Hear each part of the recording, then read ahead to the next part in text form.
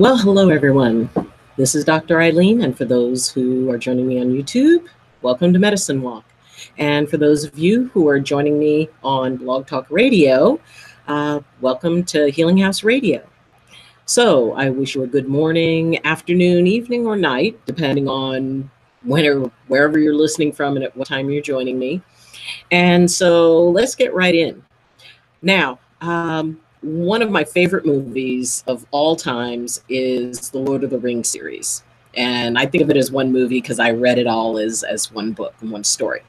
Anyway, one of the things that was so amazing that I found in that movie was something that they called forced perspective, where it would appear like in a scene where Gandalf was sitting across the table from Frodo and Elijah Wood seemed tiny and Ian McKellen seemed huge. Well, that was forced perspective because in actuality, Elijah Wood was sitting further away from the camera and Ian McKellen was closer. And yet the way they shot it, it made it look like they were sitting across from each other, but it created an illusion of a difference of size. Therefore, it created another sense of reality. So I was thinking about that, and I was thinking about the different ways that sometimes we're subjected to forced perspective. And what I mean by that is that sometimes people will shift a perspective to the point where they're trying to convince you of a particular reality when actually that's not what's going on. So I thought we would talk about that today because that's something, whenever we have situations where there are people with very strong opinions, and there's been a lot of that in the world lately. And, in a lot of conversations, a lot of very strong polarizing opinions. And it's also true in relationships, because when you're in relationship with somebody, there's that feeling of, and especially if a conflict comes up, there's that feeling of, well, I need to have this go in my direction, or that idea of winning an argument. And I use air quotes because often in relationships, nobody really wins an argument. It's an interesting paradigm because often, even if you win an argument, there's some sense of loss in it, but that'll be on another episode. When we have somebody who wants to try to convince us that something is fact or something is an opinion that we should ourselves have, there are different ways that somebody would try to get you to believe that. And, sometimes it's maybe sharing facts that aren't quite so factual. It can be stating an opinion in a very strong, assertive way that makes you doubt. It's like, well, the way they're saying it, it comes across as very convincing. While it may just be that they're very good at giving a very firm opinion. So the idea that what you could be dealing with is not so much an agreement with an opinion, but an agreement with a person. And it can go all the way to the other, to the extreme of actually bullying. And somebody gets bullied into surrendering what they view as reality for someone else's. So that is a very tricky situation to be in. And especially if it's somebody who you're in a relationship with, or if it's like a work situation, and especially if it's like with a supervisor or something.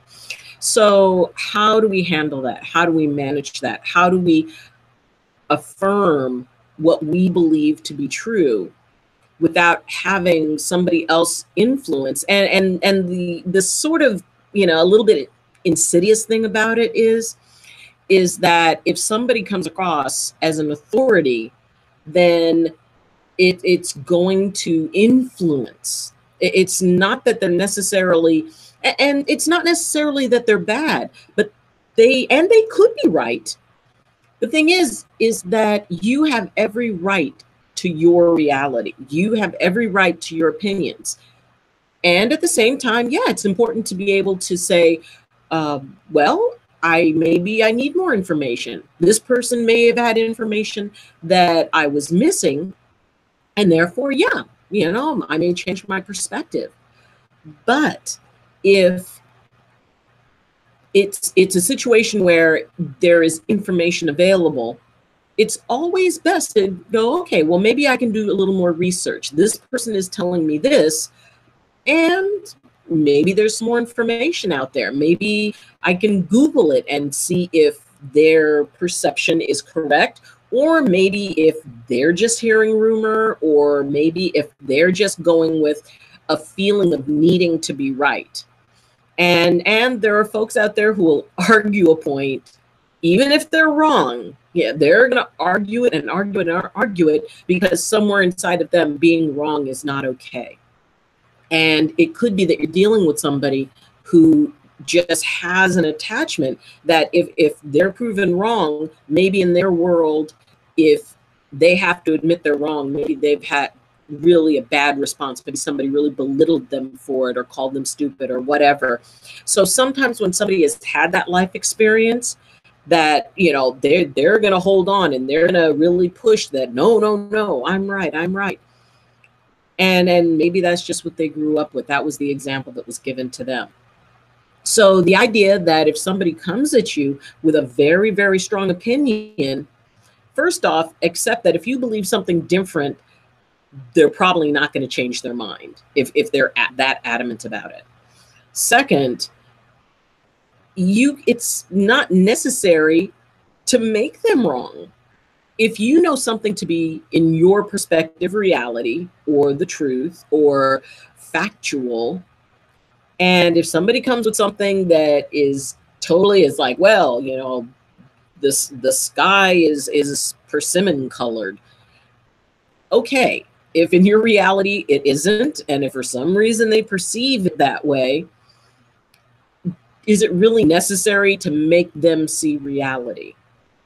Because another thing is that somebody may be pushing their version of reality because emotionally they can't deal with anything else in that moment.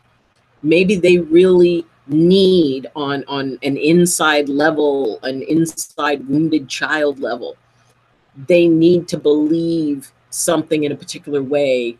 And especially if you can counteract it, and that shakes up their reality. And maybe they're not ready for their reality to be shaken up to that point yet. So what you can do is you can just back off and say, okay, well, I really have never heard that perspective, or I wasn't aware of that perspective, but you've given me something to think about, and just let it go.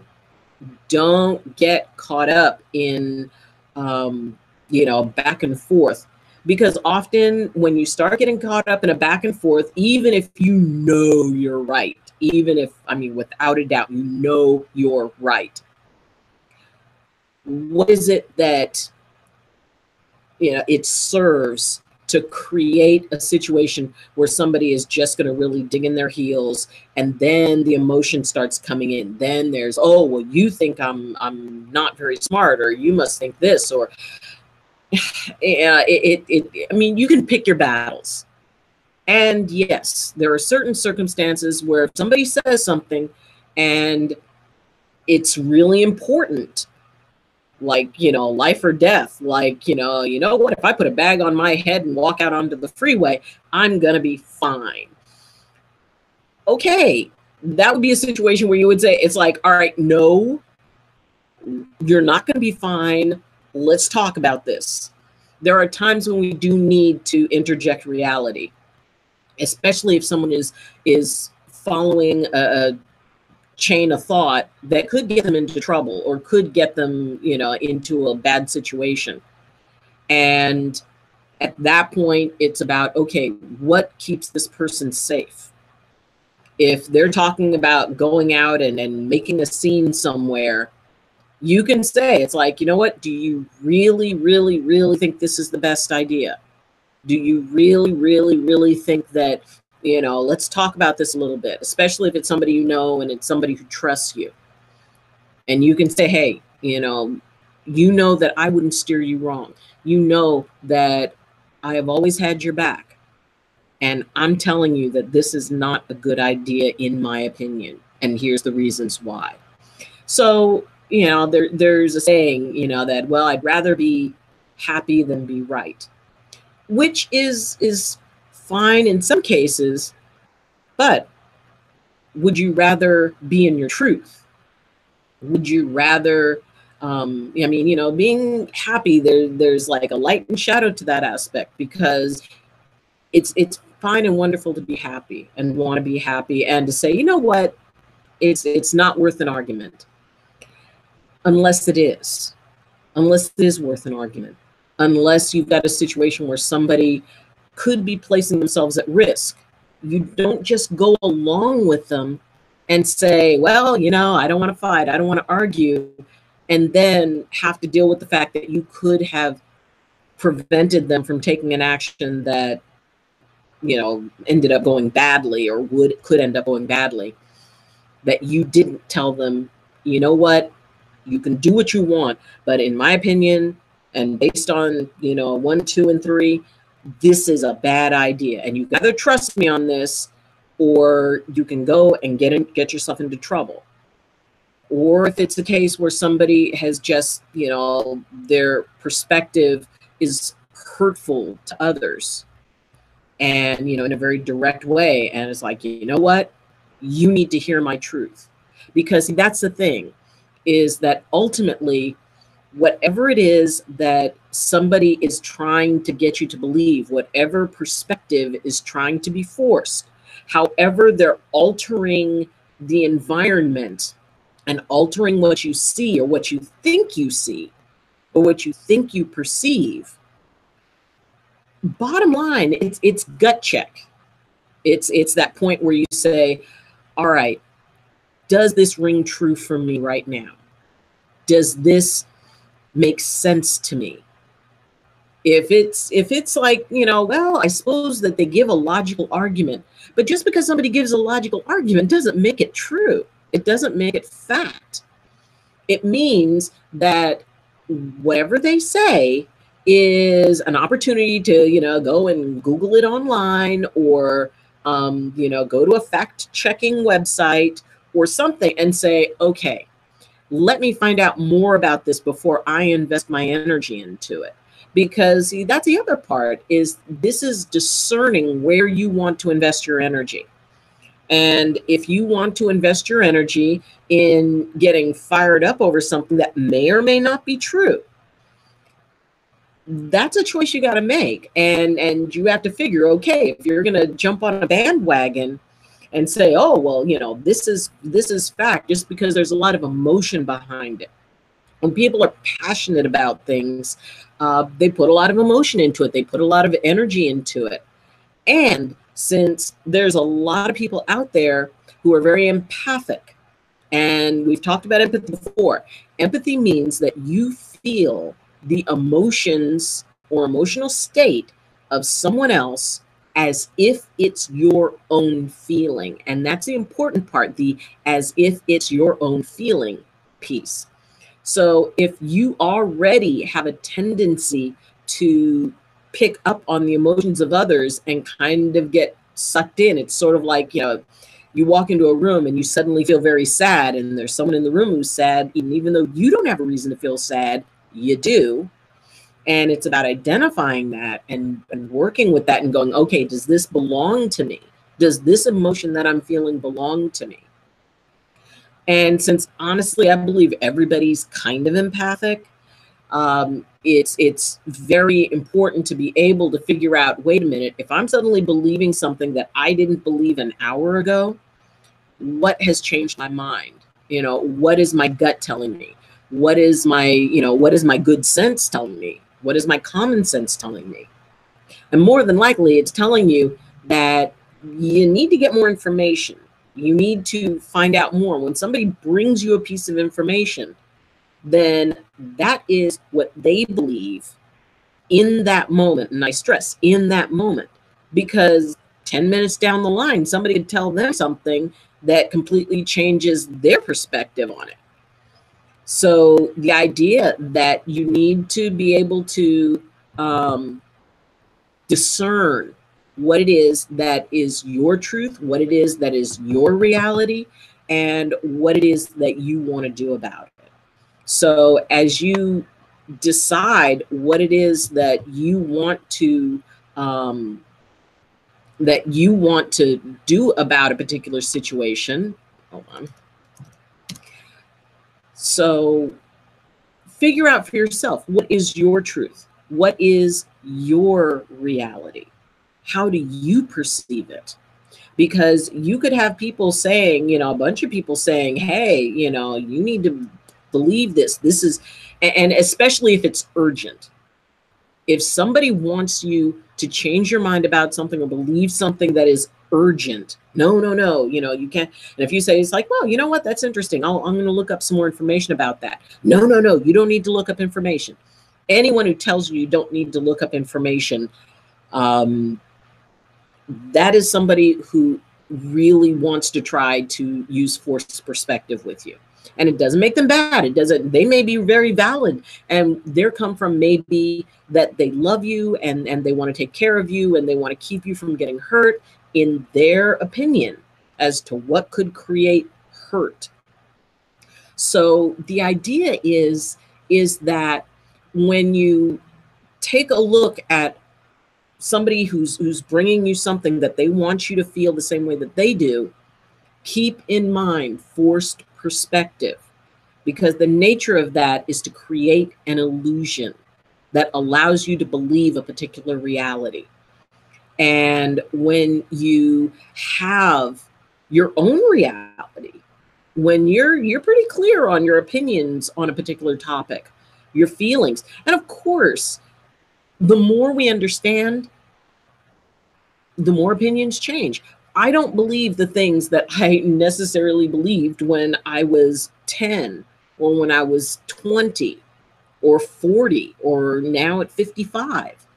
My perceptions, because my experience with the world became much broader, it allowed me to gain my own perspective and go, oh, okay, well, I believed that then, but actually now that, I've been in the world a bit more and I've experienced more and I've been exposed to more, yeah, I have a different perspective on that. And it's through experience that we gain that new perspective. It's not because of what people tell us that we really change our perspective or have a solid foundation in a perspective. Somebody could tell us something and then we're going to go and experience. And, we're going to see, hey, now if wow, fire is hot. When I was small, it was like, okay, rule number one, fire is hot. You don't try to touch it. And, if you're one of these kids who's like fascinated by flame and like you go camping and you just sit and you watch it. And I love campfires and fires in the fireplace and all of that. And, but the basic idea, okay, fire is hot and it could hurt you. And we tell that to our children, don't touch that, it's hot. And in that case, that is our perspective. And that is a perspective based more than likely on actually figuring out, okay, I know it's hot. But they don't know that. And at some point, they're going to experience it now. Rather than just say, don't go near it, it's hot. You can have and create a controlled experience, like, lighting a candle and let them bring their hand close. And so they can understand what heat is. Because their own bodies are going to go, oh, okay, if I get too close to that, they're going to instinctively draw back. But if it's a situation where, no, you just have to take my word for it, I don't want you anywhere near that, what that can often do is create a situation where suddenly they want to experience it. There's that, wow, is it really that hot? And anybody who's dealt with young people knows that there's a certain amount of, well, you're older and you don't know, and let me try it for myself. So if somebody comes to you with a perspective, and the ones who I will listen to most are the ones who start off with, well, this is how I see it. Because if somebody starts off with, well, this is how I see it, then I know that they're telling me quite literally their perception. They're not saying, well, this is how it is, and this is how you've got to see this. Because, I mean, I'm 55. And if somebody who's older comes to me with something and, well, this is how this is, I'm going to be respectful, of course. I was raised to be very respectful of my elders. And even at my age, I still have huge respect for older citizens and seniors, because they've been here longer than I have. They've done it. And whether I agree with them or not, I will offer them the respect of listening politely.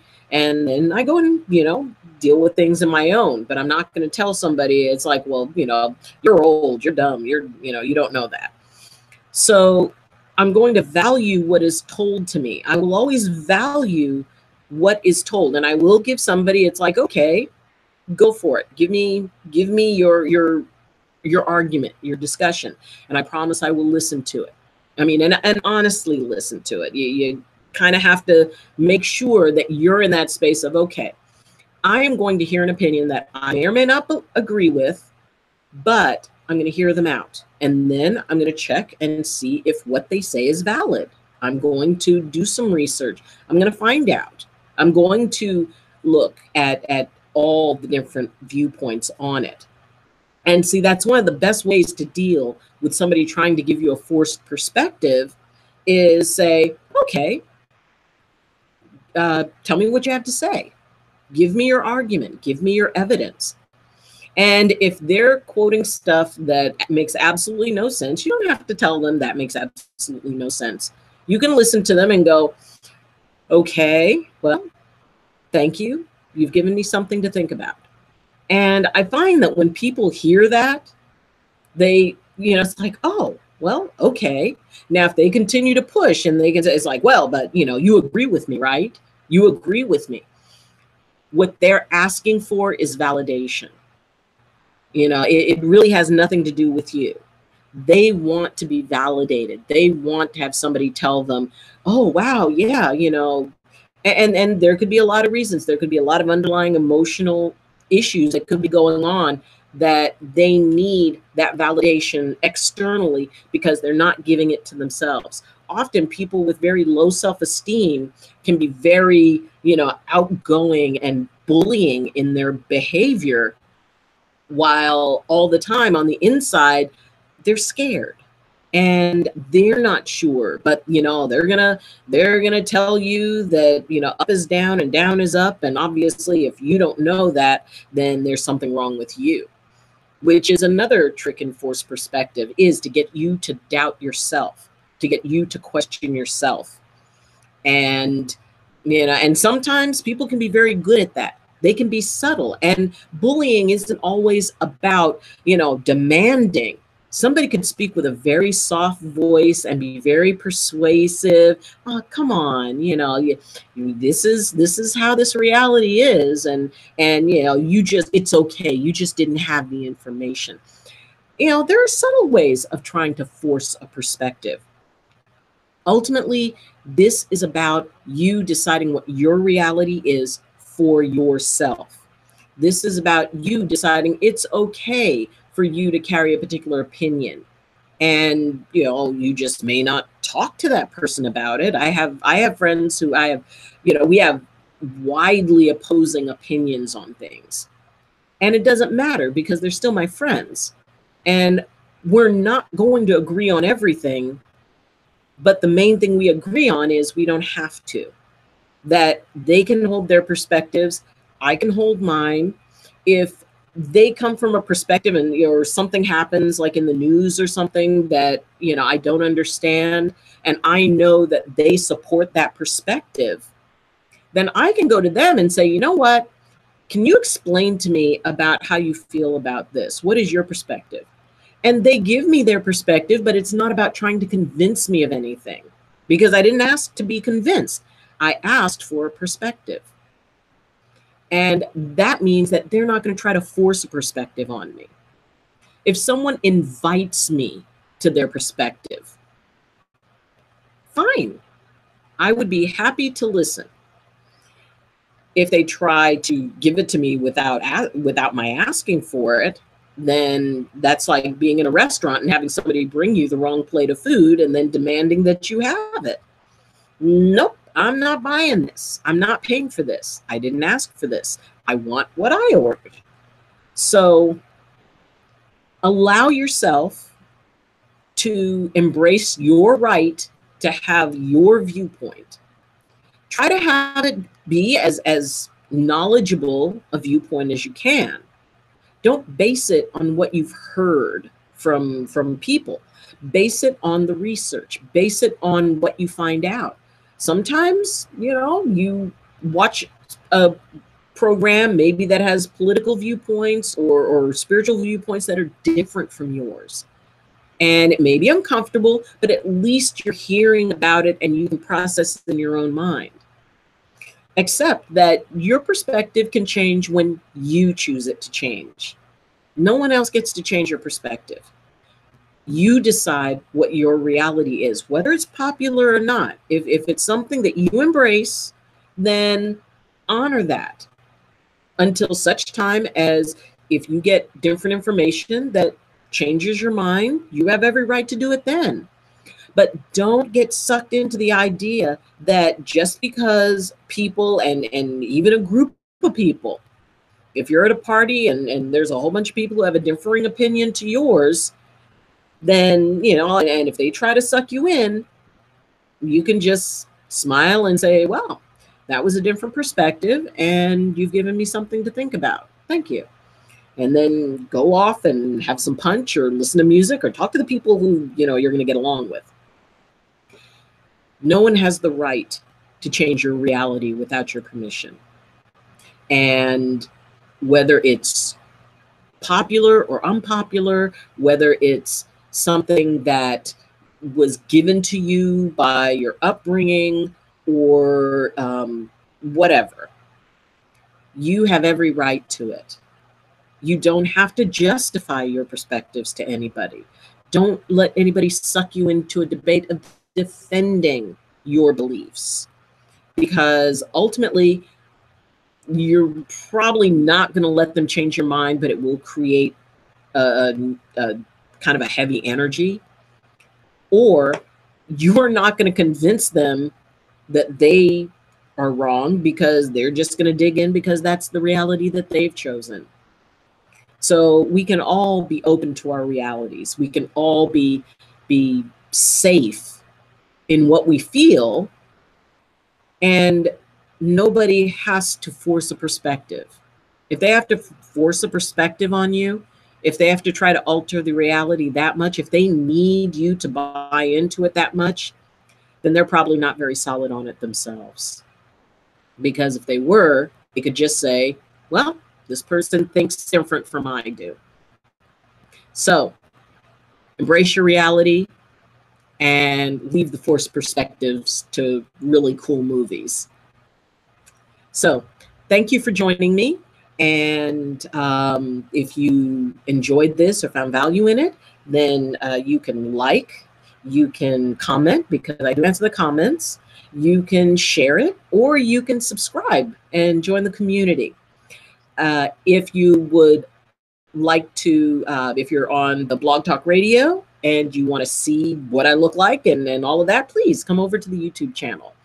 And you can also join my community on Facebook, which is Medicine Walk with Dr. Eileen. You can follow me on Twitter, and those links are in the description. So thank you for joining me, and we'll be back next week. And whatever it means to you, I hope you have a wonderful day or evening or morning or tomorrow. And as always, I wish you balance and I wish you blessings from my heart to yours. Love you. Bye.